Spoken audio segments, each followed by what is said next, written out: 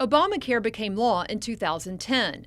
Since then, Congress has voted multiple times to repeal or defund it. But despite those attempts, Obamacare is still the law of the land.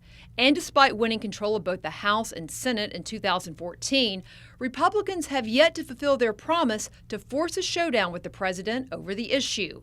But Senator Mike Lee says that can all change if the GOP uses the same procedure Democrats once used to pass the law in the first place, something called budget reconciliation. It's never made its way to the president's desk because normally in the Senate we'd have to get to 60 votes in order to achieve cloture, in order to get to a final vote on passing an Obamacare repeal. But we can get there through budget reconciliation if we do it right. Even if some provisions of Obamacare can't quite make it, we can at least get most of it, 80 or 90%, for example. We need to put that on the president's desk. What about what's happening in the House right now, where they've got their own reconciliation bill that they'll send over that doesn't fully repeal Obamacare? Why did they go that route? I literally don't understand their logic. The Byrd rule allows for a whole lot more repeal of Obamacare than what is being contemplated within the House measure. Secondly, the Byrd rule is for us to worry about in the Senate, not in the House. They need to pass a repeal bill that repeals as much of Obamacare as they possibly can, the whole thing as far as I'm concerned. Then let us worry about what does and doesn't trigger the Byrd rule. We can narrow it down on our side when we run into problems with the Byrd rule.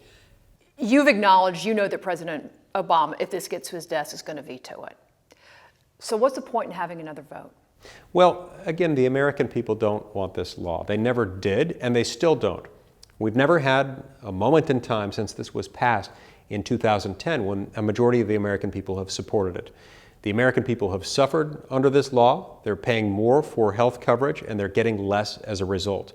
If President Obama wants the American people to continue to be stuck with this law, he needs to be able to look them in the eye and explain to them why, even though he's got a clear opportunity to get rid of it, he's going to make them be stuck with the bill moving forward because for whatever reason, he wants to keep it. And how much of this, though, is teeing it up for the debates of 2016 when it comes to the presidency? The best chance the American people can have to see that we would govern differently in a post-2016 world will arise if they can see us moving in a very different direction right now.